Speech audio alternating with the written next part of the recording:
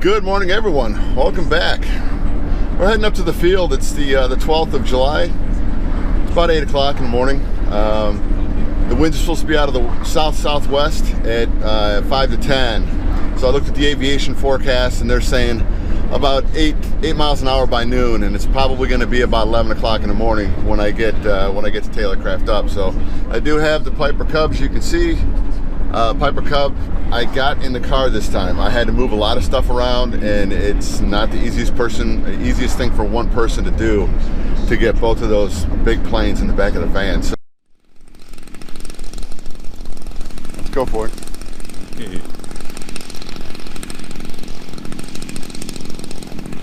This is a maiden flight of Bud's 1/3 scale Taylorcraft.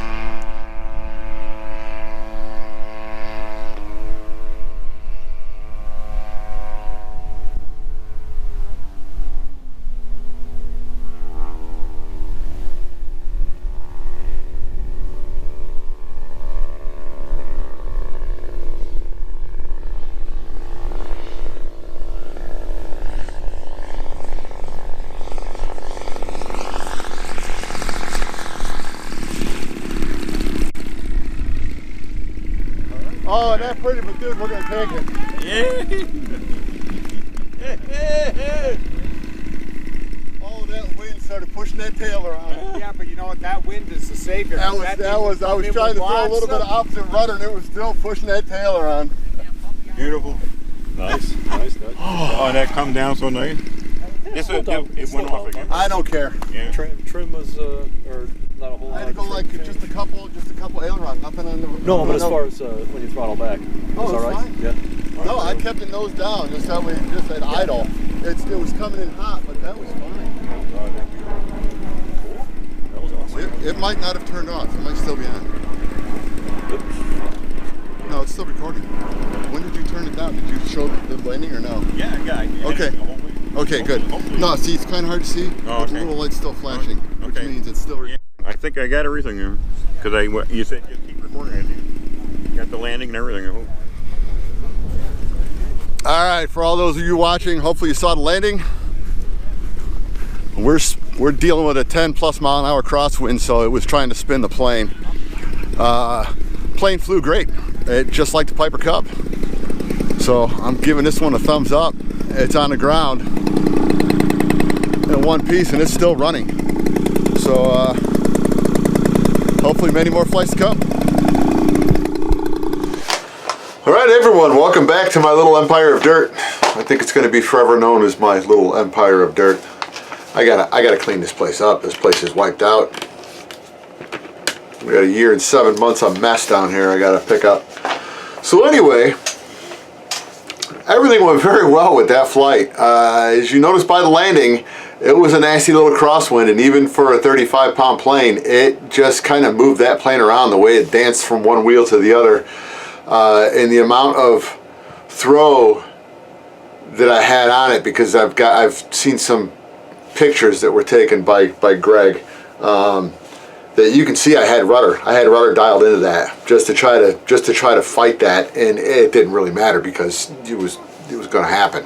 But yeah, it came in, and it's a tank, 35 pounds, and even it was about a 12 mile an hour wind. I got my little anemometer out after all that was all done, and I got the plane loaded back up. I wanted to get some kind of measurement on what that wind was.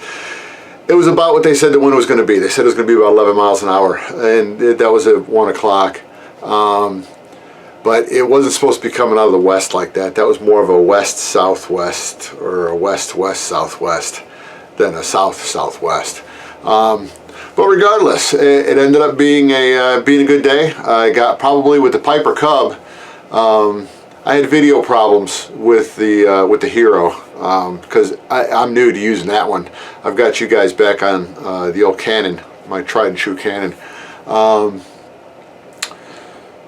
So I had good clips already set up for you, but there was no audio. And when it comes down to me talking, that's no big deal. You guys have heard me for 95 videos, and this is gonna be 96 videos. I could do a voiceover what I was saying, but that was just stupid. The one that I really wanted was the start up and the warm up and then the taxi out. That unfortunately, for some reason, there was no audio, and unless I'm going to sit there and make airplane noises, you're not going to be able to. It just won't do any good. So I had to cut that out. But that little stuttering problem with the motor, I'm still trying to figure that out. Anybody out there watching this, if you've got any ideas, got any friends that are involved with two-strokes, it almost seems like it's a two-stroke engine four-stroking, but normally you get that when you're throttling down, usually about half throttle, because what you're doing is you're taking too much fuel on the top end and it bounces back and forth.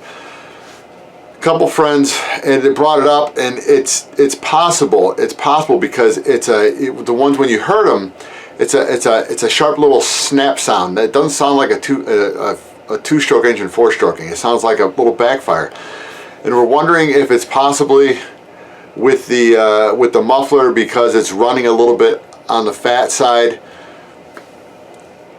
It's reigniting the raw fuel in the muffler, and it's causing a little backfire. We're not doing this at night. I probably ought to take the plane outside and fire it up at night and see if it does that, because then if it was, we'd see little flames shooting out of the exhaust.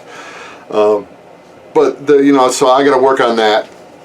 I'd rather have it do that than stop running. So the engine, I forgot to bring my little thermometer, my little digital thingy, and infrared thermometer.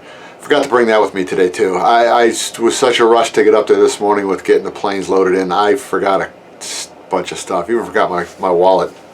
So it was a long morning, but needless to say, a success. So this is kind of ending the whole series on the restoration, because it's done. It's flown. I'm really happy with the performance. I don't know. We'll find out when I get done editing the video if you can hear me clicking. It had a little bit of roll to the right, very little. I think it was 2 or 3 clicks to the left, and it was back to level. So I didn't have to adjust the elevator, I didn't have to adjust the rudder. It was a couple clicks on the aileron.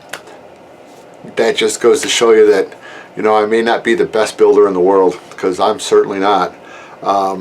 Just as long as you understand how to set up an airplane and to get your measurements right. That's the critical part right there. So I got balance. Balance was very good on it. Got the thrust angle right. The horizontal stabilizer, because I did make that change in the videos. I think it was 5 degrees in comparison to the wing, because it's supposed to be, basically the wing is supposed to be 2 degrees positive from the horizontal stabilizer, and it was 5. And I had to, you saw it from, if you watched the videos, I had to cut the whole section of that apart and re-angle everything. It was fun. So so all the changes I made back there are they're good. They're rock solid. So you will see this plane in more videos, because that was just the maiden flight. I'll give you guys videos along the way. I mean, the restoration videos are done. You'll just see videos pop up from time to time with the plane in it. It's not going to happen, you know, next time I'm up at the field. I got to wait for the winds to be coming in the right direction. So the next trip out there is to work on the carb a little bit, to try to get that adjusted to make me happy. The engine had plenty of power. You saw a nice takeoff and the landing. You know, I came in hot. That was the thing. Is everybody, including myself, knew I was coming in hot.